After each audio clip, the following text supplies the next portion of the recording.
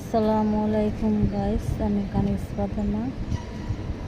দেখেন আমার ছাদ বাগানে দানা পড়ে উস্তা হয়েছে, গাছের গুঁড়ো বাদ রাখেনি।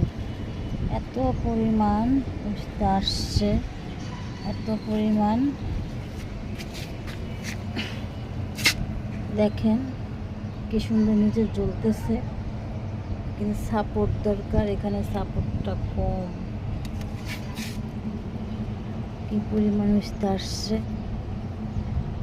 আমি খুব হ্যাপি যে আলহামদুলিল্লাহ এত উস্তা।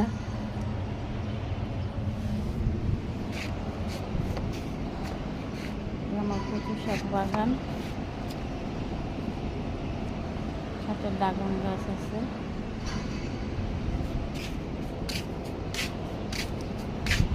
পেঁপে,